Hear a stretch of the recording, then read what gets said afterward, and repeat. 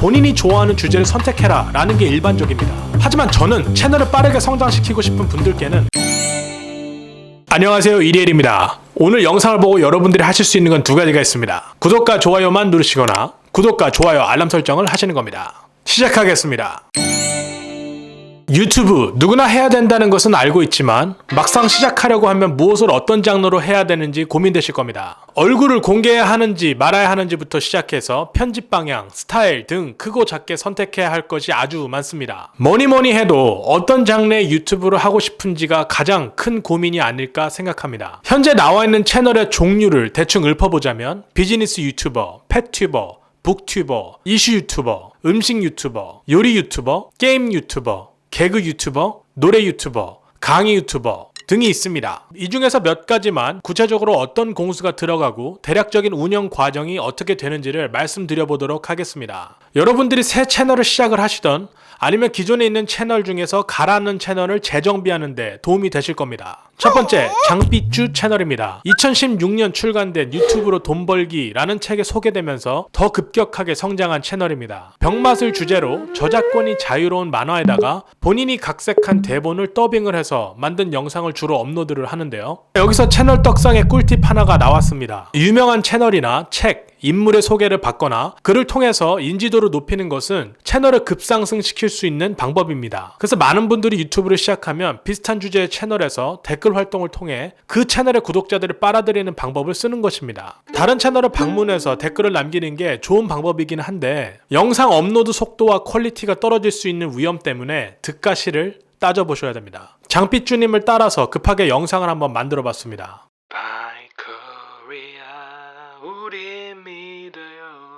나 어떻게 다음 달까지 노래랑 안무 완성해야 되는데 뭘 해야 될지 모르겠어. 다음 달? 너 이번에 늦어지면 완전 데뷔 미뤄지는 거 아니야? 진짜 큰일이지. 야, 이건 큰일이 아니고 완전 망하는 거야. 해결책은 있어? 나한테 있어. 걱정하지 마. 아 뜨거. 너 이게 뭔지 알아? 이게 너한테 엄청난 영감을 줄 거야. 그게 뭔데? 그래도 뭔지 좀 알고 먹자. 이거 내가 만든 차인데 BPA차라고 미지근한 물에도 녹는 플라스틱 컵에다가 팔팔 끓는 물 넣어서 컵에 있던 플라스틱 성분이 우러나게 하는 거지. 네가 이걸 마시면 네 몸은 바디버든에 걸릴 거야. 그리고 바디버든을 통해서 넌 멘탈버든에서 자유로워지는 거지. 즉 현대사회의 질병인 정신병을 현대사회의 필수품인 플라스틱 잔여물로 치료하는 거야. 너 플라스틱이 왜 다른 재질에 비해서 안 녹고 있겠어? 이게 바로 현대인의 멘탈버든을 치료하라 하는 오염된 자연의 섭리야. 무슨 말인지 하나도 잘 모르겠어. 그래도 이거 먹으면 안전... 뭔가 엄마의 맛이야. 자, 이제 해볼게요. 오늘 밤 내일 밤 자꾸만 네 생각나. 얼마의 시간이 걸렸는지 알아보겠습니다. 처음부터 끝까지 대사를 넣어야 하기 때문에 총 영상의 길이가 3분이면 굉장히 긴 편입니다. 이런 방식으로 1분 기준의 영상을 만든다고 하면 최소한 7시간 이상이 걸립니다. 어떤 상황의 그림을 넣을지 고르기 위해서 만화를 전체적으로 검토를 하는데 편당 30분에서 1시간 정도가 걸리고요. 기획하고 대사만 짜는데 2시간, 녹음 편집하는데 4시간 이렇게만 계산해도 말입니다. 보셨던 대로 이런 스타일은 8, 90년대 애니메이션을 편집하고 새롭게 더빙한 컨텐츠입니다. 10대 20대들이 좋아할 만한 병맛 그리고 은어, 속어들이 많이 있어서 그들만의 문화, 장르가 탄생된 것 같습니다. 장삐쭈님은 원래 카페 활동, 트위치로 라디오 방송을 하다가 모은 시청자들을 유튜브로 유입시키셨습니다. 꿀팁 하나가 더 나왔죠. 유튜브를 준비하시는 분들이 가장 큰 실수를 하시는 부분 중 하나가 첫 영상을 업로드하기 전에 100만 번 고민을 한다는 점입니다. 내가 이 영상을 올리면 나를 아는 사람들이 볼 수도 있는데 얼굴을 가려야 하나? 이런 것들부터 생각을 하시는데 야심차게 딱 업로드를 해도 실제로는 아무도 보러 오는 사람이 없습니다. 정말 퀄리티가 높은 영상을 올려도 상황은 크게 다르지 않습니다. 결국은 멘탈 때문에 포기하게 되죠. 유튜브는 신사임당님처럼 채널에 몇 번 폭파하는 경험을 하고 나서야 성공을 거두는 게 일반적인 것 같습니다. 그러니까 시작하기 전에 고민을 하시는 것보다 실패하는 연습에 집중하시면 됩니다. 수익 연습도 자꾸 하다 보면 타율이 높아지는 것처럼 말입니다. 그래도 빨리 성장하고 싶다면 기존의 인프라를 적극 활용하는 방법이 가장 좋습니다. 내가 업로드하는 영상을 잘 안 봐줄 것 같은 지인들 말고 장삐쭈님처럼 팬분들을 자연스럽게 유도하는 방법을 권장합니다. 이게 결국은 마태 효과입니다. 어디서든 성공하고 계신 분들이 새롭게 진입해서 성공을 거둘 확률이 높은 것입니다. 어쨌든 이분이 장삐쭈라는 채널로 화제가 되어서 방송에도 출연하게 되십니다. 아마 샌드박스와 계약을 맺어서 회사에서 더 밀어준 부분이 있지 않았나 생각됩니다. 이 채널의 참신한 점은 영상의 소스가 옛날 만화로 정해져 있기 때문에 자르는 기술만 있으면 얼마든지 내가 기획한 대로 더빙을 할 수 있다는 점입니다. 유행은 돌고 돈다고 하죠. 옛날 촌스러운 만화 톤에 현재라는 시간을 반영한 것이 신복고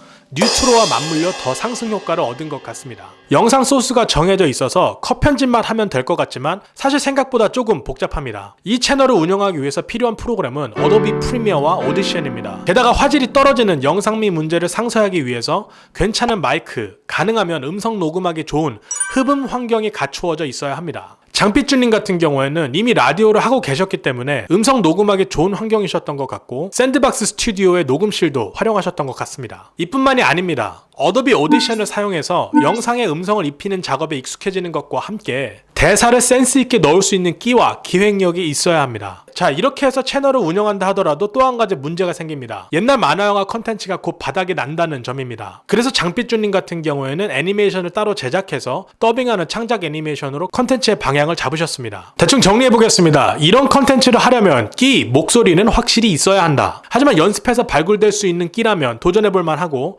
얼굴이 나오지 않아도 되고 재미만 보장된다면 두꺼운 팬층을 가질 수 있기 때문에 염두해보면 좋은 컨텐츠인 것 같습니다. 두 번째, 브이로그입니다. 자청님과 리선님이 함께 운영하는 채널에서 유튜브에서 브이로그 하는 사람이 제일 이해가 안 간다고 하셨었습니다. 여러분들이 유튜브에 들어와서 검색하는 것만 생각을 해보셔도 왜 그렇게 말씀하셨는지 이해가 되실 겁니다. 유튜브를 시청하기 위해서 컨텐츠 검색을 할 때 자, 오늘은 내가 모르는 사람이 뭘 하고 지냈나 한번 볼까? 하면서 유튜브를 보시는 분은 거의 안 계시기 때문입니다. 하지만 모든 브이로그가 망하는 것은 아닙니다.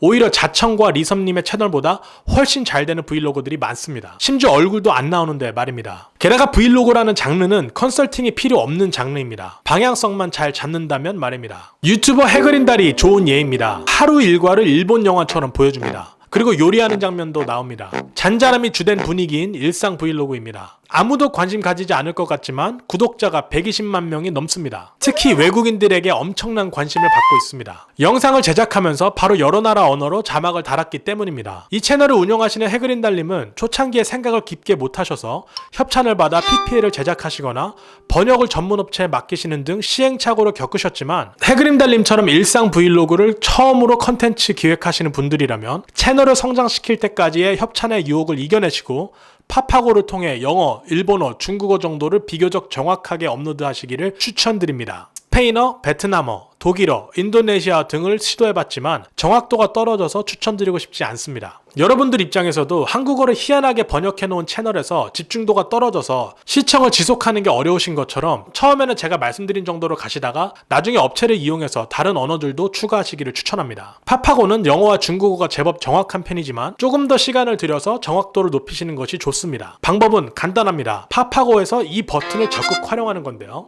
예를 들어서 이리엘 채널 미친 거 아님? 왜 모든 핵꿀 정보를 투척하는 거임? 정확한 번역 결과를 한 번에 얻을 수가 없습니다. 이리엘 채널은 꼭 필요한 정보를 전달해주기 때문에 유익한 채널입니다. 라는 식으로 한국어를 포멀하게 바꾸어 쓰는 작업을 한 번 더 거쳐야 합니다. 외계어라고 겁먹을 필요 없이 버튼을 눌러서 번역본이 정확한지를 확인하면서 기획에 맞는 의도대로 번역이 될 때까지 한국어만 계속 고치면 됩니다. 이 버튼을 누르는 것마저 귀찮아지시면 나중에 아예 처음부터 정확도를 높여서 대본을 만들게 되고 작업 시간을 획기적으로 줄일 수 있게 됩니다. 해그린달님 채널 들어가서 영상 보신 분들은 아시겠지만 이분의 자막이 왜 공손한 말투인지 이제 아실 겁니다. 자, 그럼 외국인들의 반응을 한번 살펴보겠습니다. 대부분 외국인들의 반응을 보면 이 영상을 보면 고향이 생각난다든지 어떻게 집을 그렇게 깨끗이 치우는지 궁금하다든지 등의 댓글이 달립니다. 일상 삶에 대한 질문, 그리고 아시아인의 살림살이, 영상에서 보여지는 아기자기한 집안 소품들에 대해 소소하지만 끊임없는 관심이 이어집니다. 그리고 사촌이 땅 사면 배 아파하듯이 질투의 시선이나 악플은 거의 없습니다. 이런 댓글이 있었습니다. 이건 영화 그 자체다. 이건 여러 명의 팀이 만든 작품이다. 영상의 개수가 많지도 않습니다. 그런데 폭발적인 반응입니다. 하지만 이분의 채널이 100만이 넘어가면서 이분의 브이로그 장르는 살짝 레드오션이 되어버린 느낌이 있습니다. 기본적으로 영상미를 위해 드론, 카메라, 짐벌 등의 장비를 갖춰야 하기 때문에 진입 장벽이 있는 편인데다가 이분만큼 해내지 않으면 유입률을 높이기가 쉽지 않아졌기 때문인데요. 자칫 어벤져스를 보고 나온 관객한테 어설픈 만화영화 보여주는 격이 될 수도 있습니다. 주변에 영상업을 하시는 분이 계시거나 시네마틱 영상 제작 경험이 많은 분들에게만 추천드리고 싶습니다. 실제 과정은 어떨지 시험해보기 위해서 저도 현재 한 개의 영상을 업로드해본 상태인데 두 번째 영상을 해야지 하는 의지가 잘 안 생길 정도로 시간과 노력이 많이 들어가는 장르입니다. 한 편을 만드는데 최소 3일의 작업은 필요합니다. 끊임없이 청소하고 이쁜 아이템을 쇼핑하고 화각과 구도를 연구하며 기획에 기획을 거듭해야 합니다. 잔잔한 일상을 담은 감성 브이로그 영상은 고도의 전략과 치열한 전쟁을 마친 결과물입니다. 여기서 약간 변형된 장르가 What I Eat in a Day입니다. 싱크대에 카메라를 고정해 놓고 자취생의 하루 식단과 요리 장면만 담는 장르는 진입 장벽도 낮고 편집도 쉽습니다. 다만 아까 말씀드린 낯선 이의 일상을 보고 싶어 하지 않는 대중의 경계심을 낮추기 위해 8kg 감량 식단, 다이어트 유지 비결 등의 키워드를 합치는 등의 한 끗이 필요하긴 합니다.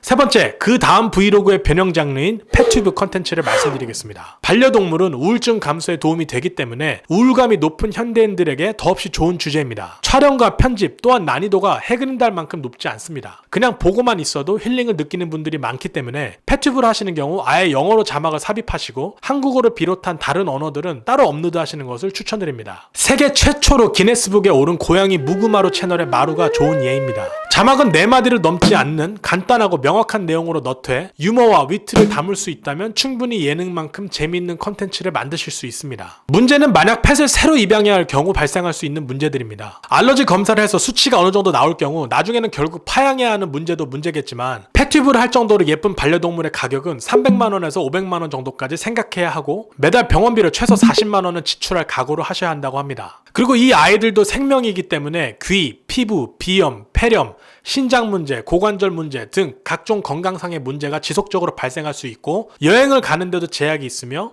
수술을 할 경우 수백만 원의 비용을 지출하셔야 하는 등 단순한 털과 배변 문제를 넘어선 다양한 장애물들이 있습니다. 반려동물을 정말 좋아하고 끝까지 함께할 수 있는 분들께만 추천을 드려야 할 것 같습니다. 네 번째입니다. 콤비, 팀이 나오는 유튜브입니다. 콤비 개념은 예전부터 존재한 개념이었다는 거 다들 아실 겁니다. 배트맨, 로빈, 메리, 피핀, 남철, 남성남, 서수남, 하청일 이 그 예이죠. 콤비나 팀을 이루었을 때 최대 장점은 좋은 것은 2배로 나쁜 것은 n분의 1로 나눠 가질 수 있다는 점입니다. 예를 들어 혼자서 할 때 부담되는 일들을 함께 함으로써 무한함을 줄일 수도 있고 머리를 맞대기 때문에 일을 좀 더 빠른 시간 안에 잘 헤쳐나갈 수도 있고 함께 하지만 촬영을 따로 한다면 컨텐츠 생산률을 2배로 높일 수 있는 것들 등입니다. 그래서 대부분 장르가 연애, 반문화, 유튜브 컨설팅, 바이럴 영상, 코미디, 프랭크, 실험 영상 등 대중들이 있는 곳으로 직접 뛰어들어 용기 있게 해낼 수 있는 소재들을 혼자 하는 것보다는 쉽게 다룰 수 있는 것 같습니다. 예를 들면 미국의 펑브러스, 점프컷, 한국에는 쇼덴 TV 등이 있습니다. 최근에는 자청과 리섭 채널도 생겼네요.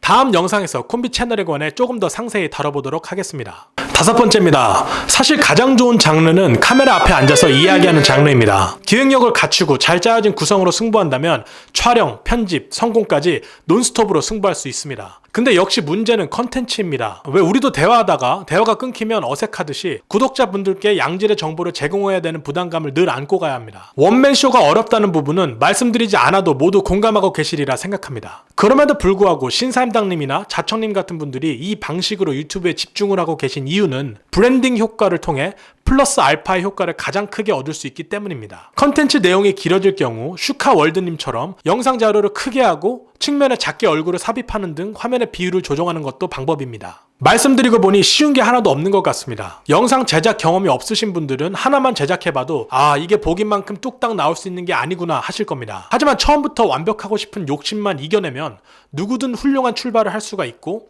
존버 끝에 성취감을 느끼실 수 있을 거라 생각합니다. 유튜브 컨텐츠에 관해서는 보통 오래 버틸 수 있는 주제인 본인이 좋아하는 주제를 선택해라 라는 게 일반적입니다. 하지만 저는 채널을 빠르게 성장시키고 싶은 분들께는 가장 대중적인 주제를 하라고 권유해드리고 싶습니다. 다소 내 취향이 사랑이 아니더라도 사람들이 무엇을 좋아할까 라는 고민을 하는 유튜버라면 당연히 사람들의 사랑을 받기가 쉽기 때문입니다. 일단 누가 와서 봐주기라도 해야 유튜브를 지속할 동력이 생기는데 무작정 버티기부터 하는 것과는 다른 장단점이 있기 때문에 한번 고려해 보시기 바랍니다.